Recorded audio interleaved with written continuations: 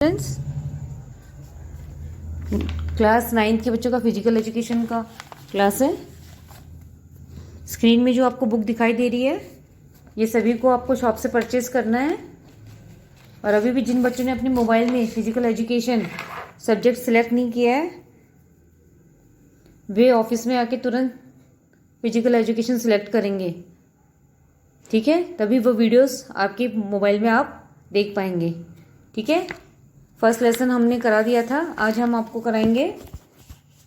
आज हमारा होगा सेकंड लेसन, स्वयं, परिवार, समाज, देश तथा मानवता के प्रति कर्तव्य। Duties regarding itself, family, society, country and humanity. आज हम पढ़ेंगे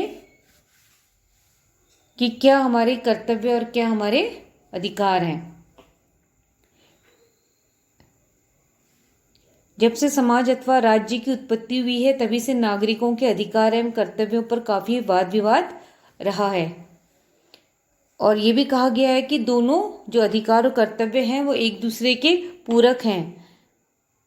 इसलिए कुछ शिक्षाविदों ने इसे इस प्रकार परिभाषित किया है: मानव व्यक्तित्व के लिए अस्तित्व तथा पूर्णता के लिए जो कुछ आवश्यक हो वही अधिकार है। ये हेन ऋषि के अनुसार है: कोई कार्य जिसको करना नैतिक दृष्टि से आवश्यक समझा जाता है कर्तव्य है, चाहे ऐसे कार्य को आप व्यक्तिगत दृष्टि से पसंद करते हो अथवा अपसंद करते हो, है ना? वो सब क्या होते हैं? हमारे कर्तव्य होते हैं। और जो मानव व्यक्तित्व के अस्तित्व तथा पूर्णता के लिए करता है वो उसे अपना अधिकार मानता है। इसी प्रकार महात्मा गांधी ने भी कहा है कि कर्तव्य अधिकार का सच्चा स्रोत है। यदि हम अपने कर्तव्य का पालन करते रहें तो अधिकार हमसे दूर न रहेंगे। जाकिर हुसैन के अनुसार अपने दायित्वों एवं सेवाओं का सक्रिय इच्छा द्वारा निर्वाह करना ही कर्तव्य है। और विद्वानों ने भी इसे परिभाषित किया है। उनके विचार हैं कि जो भी कर्तव्य है वह प्राण निकलने तक भी पूरा करने हेतु प्रयासरत रहना चाहिए, भले ही कितनी ही विपत्तियां और कठिनाइयां सामने आ जाएं। तथा जो कर्तव्य क्षेत्र के बाहर है वह कार्य कदापि न करना चाहिए, चाहे कोई कितना भी प्रलोभन दे या डराए। मतलब जो कार्य क्षेत्र के अंदर हमारे जो कर्तव्य होते हैं उसका निर्वाह मनुष्य को करना चाहिए, चाहे कितनी भी विपत्ति क्यों ना आए। और जो कार्य क्षेत्र के बाहर है उस कर्तव्य को नहीं करना चाहिए, चाहे उसके लिए कितना भी लोग तुम्हें लालच दें। क्लियर? ये शिक्षाविदों के अनुसार उन्होंने अपनी व्याख्याएं बताई थी। अब कर्तव्य का महत्व, क्या महत्व है कर्तव्य का? अधिकार के बिना कर्तव्य तथा कर्तव्य के बिना अधिकार का कोई भी अर्थ नहीं है। मनुष्य के सामाजिक जीवन में कर्तव्य का बहुत अधिक महत्व है। वास्तव में कर्तव्य के अभाव में अधिकार महत्वहीन हो जाते हैं। मतलब दोनों अधिकार और कर्तव्य एक दूसरे के पूरक हैं। हमने आपको पहले बता दिया था कि अधिकार और कर्तव्य क्या है? एक दूसरे के पूरक हैं। तो ये क्या है? ये एक दूसरे के बिना अधूरे हैं। अधिकारों का अस्तित्व ही कर्तव्यों को जन्म देता है। कर्तव्य का पालन करके समाज प्रगति के उच्चतम शिखर पर पहुंच सकता है ना? जो मनुष्य अपने कर्तव्यों को समझता है और उसका निर्वाह करता है उसी के आधार पर समाज प्रगति के उच्चतम शिखर पर पहुंच सकता है। और जिस समाज के कर्तव्य की अवहेलना की जाती है उस समाज का शीघ्र ही पतन हो जाता है। जहाँ लोग अपने कर्तव्य का निर्वाह नहीं करते हैं तो वह समाज क्या होता है? वो समाज प्रगति की जगह में उसका पतन हो जाता है। वैसे ही कर्तव्यों का वर्गीकरण दो भागों में किया गया है। एक तो नैतिक कर्तव्य है और दूसरा है राजनैतिक या वैधानिक कर्तव्य। नैतिक कर्तव्य के अंतर्गत नैतिक शिक्षा हमने आप लोगों को प्रीवियस क्लास में पढ़ाया था कि मनुष्य को नैतिक शिक्षा क्यों आवश्यक है। नैतिक शिक्षा देने से मनुष्य में आत्मविश्वास की वृद्धि होती है, अच्छे बुरे का ज्ञान होता है, उदार बनता है, चरित्रवान बनता है ना? तो इसी को ये जो नैतिक कर्तव्य मनुष्य के, इसके अंतर्गत कौन कौन से कर्तव्य हैं? पहला है परिवार के प्रति कर्तव्य। जो व्यक्ति है, राज्य और समाज के विकास में परिवार का प्रमुख स्थान होता है ना? जो परिवार किस में मुख्य स्थान देता है? राज्य और समाज के विकास में। जब परिवार के सभी सदस्य एकजुट होते हैं, एक साथ रहते हैं, तभी हमारा राज्य और समाज भी विकसित होता है। यदि परिवार में ही अलगाव होगा तो क्या होगा, वो राज्य, वो समाज क्या विकसित हो पाएगा? कदापि नहीं। परिवार में ही मनुष्य को सर्वप्रथम शिक्षा मिलती है और उसमें नागरिक गुणों का बीजारोपण होता है, मतलब नागरिक गुणों का बीज बोया जाता है। अतः प्रत्येक व्यक्ति को अपने परिवार के प्रति कर्तव्य पालन का उत्तरदायित्व ग्रहण करना चाहिए। परिवार का जो प्रत्येक सदस्य होता है उसे अपने परिवार के प्रति उसके क्या कर्तव्य है उसका निर्वाह उसे करना चाहिए। ये तो हो गए परिवार के प्रति कर्तव्य। दूसरा है स्वयं के प्रति कर्तव्य। मनुष्य का स्वयं के प्रति भी कर्तव्य है, तभी वह आत्मनिर्भर, बस स्वयं को भी आत्मनिर्भर बनाने तथा स्वावलंबी, सहनशील, धैर्यवान, विनयशील, ईमानदार, साहसी, न्यायप्रिय, परोपकारी, दयालु तथा उदार बने। तभी क्या होगा, तब प्रत्येक नागरिक का कर्तव्य है कि वह अपने विकास पर पूर्ण ध्यान दे।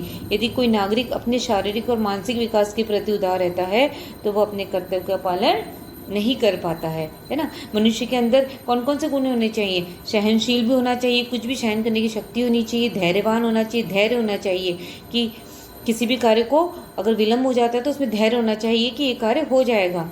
विनयशील हो, ईमानदार हो, साहसी हो, न्यायपूर्ण इत्यादि गुणों का उसके अंदर इत्यादि गुण होने चाहिए। अब थर्ड है ग्राम, नगर, जाति तथा समाज के प्रति कर्तव्य। अब पहला था परिवार के प्रति व्यक्ति के क्या कर्तव्य होते हैं और स्वयं के प्रति।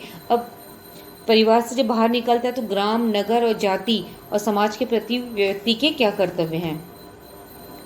प्रत्येक व्यक्ति को, चाहे वो ग्राम का निवासी हो या नगर का, वहाँ के सार्वजनिक जीवन में सक्रिय भाग लेना चाहिए, है ना। जब वो मनुष्य एक सामाजिक प्राणी, उसे समाज में ही रहना होता है, तो उसे समाज में जो भी गतिविधियाँ होती हैं उसमें उसका सहभाग होना चाहिए।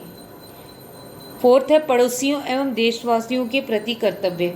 और वैसे ही मनुष्य एक सामाजिक प्राणी, समाज में रहना है, तो वैसे उसके जो आस पड़ोस है और देशवासी के प्रति उसके क्या कर्तव्य हैं। एक अच्छा पड़ोसी ही सुखदायी और बुरा पड़ोसी दुखदायी होता है। अगर आपका पड़ोस अच्छा होगा तो आपका माहौल भी अच्छा होगा। यदि आपका पड़ोसी दुखदायी होगा तो क्या होगा, परेशानियां उत्पन्न होंगी। और पड़ोसी के सुख दुख में ही साथ देना, समय पर काम आना चाहिए, क्योंकि कोई भी अगर आपके को ट्रेजेडी हो जाती है, कभी कोई दिक्कत आती है, तो सबसे पहले पड़ोसी ही मदद करते हैं। यदि आपका पड़ोस अच्छा होगा तो वो मदद करने के लिए तुरंत आएंगे, और जब पड़ोस अच्छा नहीं होगा तो आपको मदद मांगने के लिए इधर उधर हाथ बढ़ाने होंगे। तो इसीलिए आसपास का हमारा जो पड़ोस है वो अच्छा होना चाहिए, और अच्छे पड़ोसी की सेवा करना ही सबसे बड़ी सेवा है। राजनीतिक, अब है, ये तो थे नैतिक कर्तव्य। अब इसे दो भागों में डिवाइड किया गया था, एक नैतिक कर्तव्य हो गया, एक राजनीतिक या वैधानिक कर्तव्य। राजनीतिक कर्तव्य ये नागरिक के वे कर्तव्य होते हैं जिन्हें राज्य निर्धारित करता है ना, और नागरिक को इसका पालन अनिवार्य रूप से करना होता है। पहला है उन्होंने कानून का पालन। प्रत्येक व्यक्ति को चाहिए कि वो राज्य के द्वारा बनाए गए कानूनों का पालन करे, उसका उल्लंघन न करे। मनुष्य क्या है, सामाजिक प्राणी, समाज में रहता है, तो जब वो परिवार से बाहर जाता है अपने कर्तव्य का पालन करने के लिए, तो जो राज्य के द्वारा बनाए गए कानून होते हैं उसका पालन करना उसे अनिवार्य है। राज्य के प्रति निष्ठा होनी चाहिए। राज्य के प्रति निष्ठा और भक्ति की भावना नागरिक का प्रथम कर्तव्य होता है, और राज्य अपने नागरिक को सामाजिक और राजनीतिक अधिकार भी देते हैं। करों का भुगतान, है ना, मनुष्यों को समय से अपने करों का भुगतान करना भी आवश्यक है। करों से प्राप्त धन से ही राज्य जनसाधारण के हित के कार्यों का संपादन करता है। जो कर प्राप्त करता है गवर्नमेंट, उससे वो जनसाधारण के हितों में उस पैसे का यूज़ किया जाता है। शासन के कार्यों में सहयोग, सरकार के द्वारा बनाए गए कार्यक्रमों में व्यक्तियों का अपना पूर्ण सहयोग प्रदान कर योजनाओं को सफल बनाने में अपना सहयोग प्रदान करना चाहिए। राज्य के कार्यों का संचालन सरकारी कर्मचारियों के द्वारा किया जाता है, और कर्मचारियों को सहयोग देना चाहिए, और जनता के सहयोग के बिना सरकार किसी भी योजना के कार्यक्रम को सफलतापूर्वक पूरा नहीं कर सकती है। ठीक है, मतलब जो राज्य के कार्य का संचालन कौन करते हैं, सरकारी कर्मचारी के द्वारा किया जाता है, और सरकारी कर्मचारियों को भी जब अन्य लोगों का सहयोग मिलता है तो वो उस कार्य को सफलतापूर्वक करते हैं। फिफ्थ है मताधिकार का उचित प्रयोग। सभी को पता है कि 18 वर्ष की आयु होने पर मताधिकार का अधिकार समाज के प्रत्येक व्यक्ति को है, तो उसे अपने इस अधिकार का पालन करना चाहिए। जब भी वोटिंग होती है तो वोट आपको भी मतदान देना चाहिए और सभी समाज के सभी व्यक्तियों को जिनको वोट का अधिकार है अपना वोट अवश्य देना चाहिए। ठीक है, ये तो हो गया आप लोगों के नैतिक कर्तव्य और राजनैतिक। अब आगे है अधिकार एवं कर्तव्यों में संबंध। अधिकार और कर्तव्य में क्या संबंध है? अधिकार और कर्तव्य हैं, ये जो दो अलग अलग शब्द हैं लेकिन दोनों में परस्पर घनिष्ठ संबंध है। अभी बता दिया था कि अधिकार और कर्तव्य एक दूसरे के पूरक हैं, तो इनमें आपस में भी घनिष्ठ संबंध है। जिस प्रकार कानूनों का पालन करते ही मानव अपनी स्वतंत्रता का उपभोग करने में सफल हो जाता है, उसी प्रकार कर्तव्य की दुनिया में रहकर ही मानव अपने अधिकारों का प्रयोग करने में सफल हो जाता है। मतलब कहने का तात्पर्य यह है कि हम दूसरों की कल्पना नहीं कर सकते हैं। इस संबंध में महात्मा गांधी ने कहा है कि हमें अपना कर्तव्य पालन करना चाहिए, अधिकार तो हमें स्वयं ही मिल जाएगा।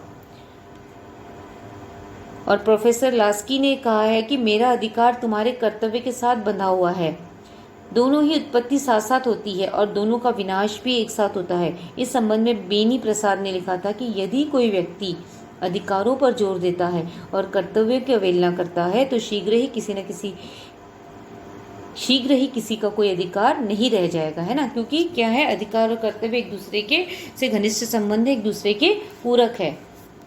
इसमें उन्होंने अधिकार और कर्तव्यों का परस्पर संबंध निम्न प्रकार से उन्होंने व्यक्त किया कि क्या उनमें आपस में परस्पर संबंध है। पहला है, अधिकार और कर्तव्य दोनों ही मांगे हैं।